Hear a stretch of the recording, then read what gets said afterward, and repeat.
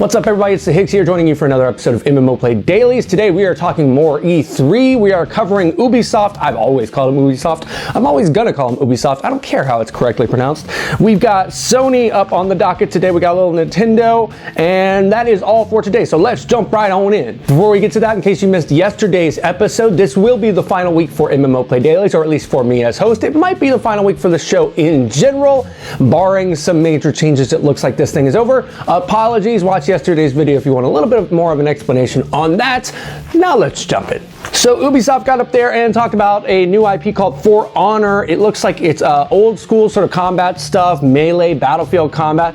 Seems like a really big, epic sort of game. I'm definitely interested in it. Then we got into expansions. We had the Cruise expansion, Wild Run. Just looked like more crew stuff. Nothing really blew my mind there.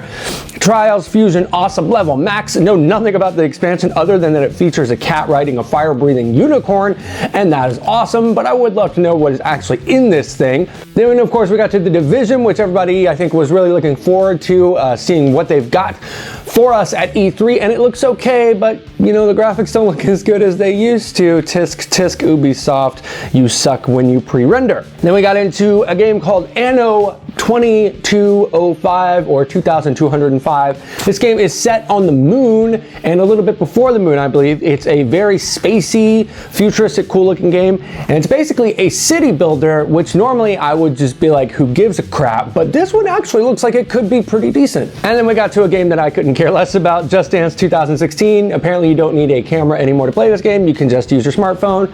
So that's cool. And we got a lot more information on Rainbow Six Siege, which we got a sneak peek at yesterday. Everything in Rainbow Six Siege is destructible, and once you die, you stay dead. Terror Hunt is also back, and we got a demo of that. It is solo or up to 4 players.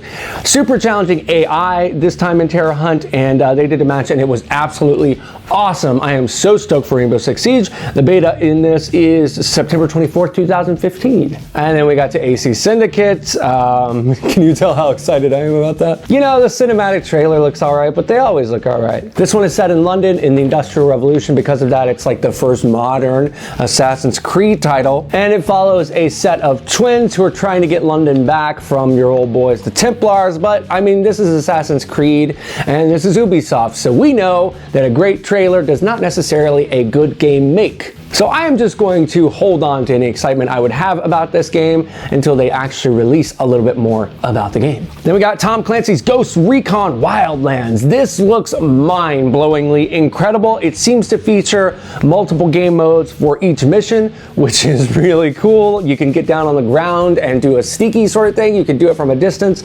long-range sort of mission combat, or you can just go balls to the wall and drop everything you've got on whatever compound or mission you're trying to infiltrate. Large open world environment, super action packed. Definitely looking forward to hearing more about Tom Clancy's Ghost Recon Wildlands. And then Sony got up there and melted everybody's face. If there is such a thing as a winner at a conference, Sony definitely gets the prize. It's not over yet, and I can already tell you they got the prize.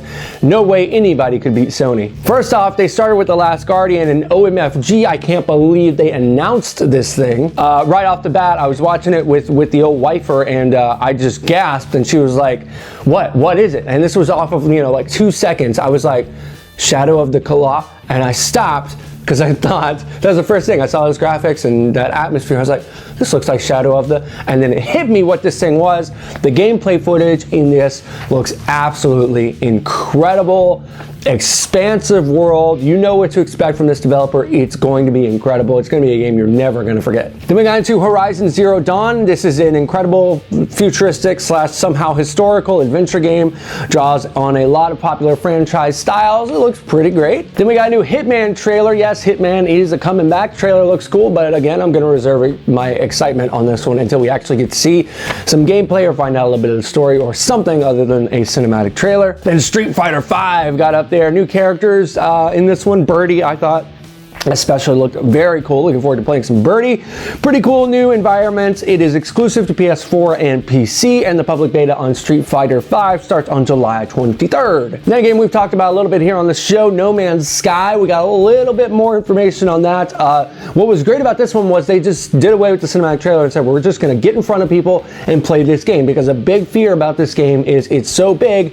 How can they possibly sustain this thing? Well, I think they quieted most of those fears yesterday by just getting up there with a controller and showing you. When I say this game is set in a huge universe, it's probably the largest game universe of all time. I mean, if it lives up to the promise of what they showed yesterday, this is on par with nothing that has ever existed in games as far as I can tell. So if you don't know, this is a space exploration game where you basically got a ship and you got a solar system and you do whatever you want. But it's a ship and a solar system that is completely interactable, completely destructible. They said yesterday everything on every planet can be destroyed. And the basic point of this game, you got trading, you got fighting, you got exploration, you got survival. But I cannot stress this enough, the sheer scale of the universe in which this game takes place and the universe that you get to explore at will is breathtaking, mind-blowing, and I'm having a little bit of trouble believing it, even though I know it's true now. And then we got a game called Dreams. This is a game about exploring the creations of others. It's based on lucid dreaming. Once you create something, you get to play with it as a game. You create things with your controller in-game, and you can then play with it. I'm still trying to understand the implications of this game, because what I understand of it is that basically it's a game-building game where you can build anything and anyone can interact with it. So it's like Minecraft with way better graphics, a much cooler art style, and based on the creative process itself, which seems pretty rad to me. Then we got Firewatch. This is a mystery game set in the Wyoming wilderness. Not much else known at this point. It looked all right. Then we had Destiny, the Taken King. This is the expansion on Destiny. It's basically a revenge plot against your character. You get new gear, a multiplayer map, co-op stuff. Looks fun if you're a Destiny player. More AC Syndicate, a little snapshot we found out we get a cane sword, throwing knives, and a little bit more. And then we got World of Final Fantasy, which to me looks really hokey and boring, but I haven't played Final Fantasy in a long time, so maybe it's just not speaking to me anymore. And then speaking of Final Fantasy, the world fell into your face and then exploded. Final Fantasy VII is getting a next-gen remake. Holy shit, holy shit, holy shit, holy shit. When I say that Final Fantasy VII was the game for me that showed me what games are capable of, I mean that it not only did that in the moment that I played it, it has done it retrospectively throughout the years. I find myself constantly going back to my first playthrough experience of Final Fantasy VII. Me and my friends still have jokes about playing that game. Shared memories together. That game was a life-changing game for me and so many other people. And that they are remaking it, not doing a sequel on it, not doing a prequel, remaking it, shows me that the team over there knows what they're doing. They're being respectful to the series, and they just want to give you a new polished version so children who are coming up in today's game marketplace can have the same wonderful life-changing experience I had. I could not be more stoked about this. Shenmue 3 has a Kickstarter campaign that is blowing through the roof because they announced it here at the Sony press conference. And then we got a little bit of Arkham Knight. We found out that Batman is most certainly going to die, and that they really want you to know that yes, the Joker is actually dead for this one. Then PlayStation Vue, which is like a television streaming service, got up there, and it's going to let you subscribe to channels without having to pay a bundle like most cable service providers. It seems all right. I'd be interested to see what sort of channels we're talking about here. Call of Duty Black Ops 3 was up next. It looks like a COD Black Ops game. Nothing really special about it to me, but then again, Black Ops I think kind of sucks. Star Wars Battlefront, which we'd already gotten a pretty comprehensive look at. If you're wondering what we got to look at, watch yesterday's video. We found out that we have game modes in this. Battles, which are just battles. Hero battles, which are battles featuring heroes like Luke Skywalker and Darth Vader. Trials, which are like sort of training, build your skills stuff, and survival.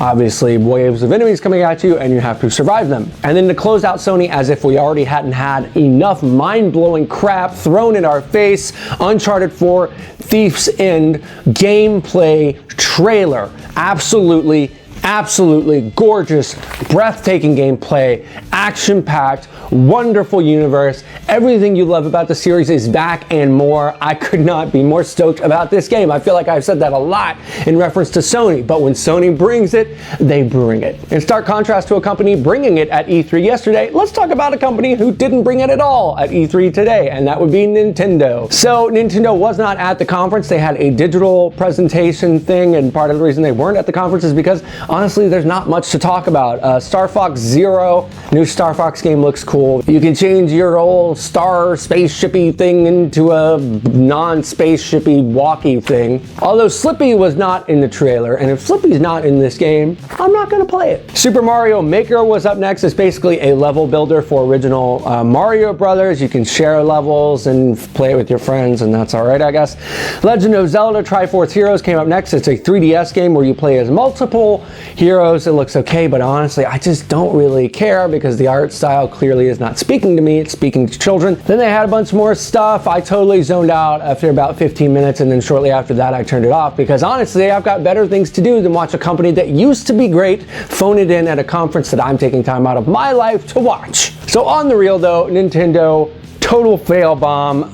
Tomorrow we've got Square Enix and PC. They're actually presenting today, but as of the filming of this video, they have not gone up yet. Definitely excited about Square Enix. Find out a little bit more about Tomb Raider, Deus Ex, which if you know is sort of my series that I've always loved. I'm always gonna love it. Even the last game, which a lot of people didn't like, I was a fan of. And also Thursday, in addition to talking a little bit about Square Enix and PC, we're also gonna be doing a total roundup of everything at E3 that was really, really earth-shattering and exciting to me. So tune in for that if you want a more general experience of what E3 was this year and less specific. I have been the Higgs. Thank you very much for watching. This has been an episode of MMO Play Dailies. Please do visit MMOplay.com. Subscribe to this channel, like this video, and share this video like a venereal disease. For the rest of the week, I got the Thursday video we already talked about, and then Friday I got a special treat as the very last episode of MMO Play Dailies. I am the Higgs, and I'll see you then.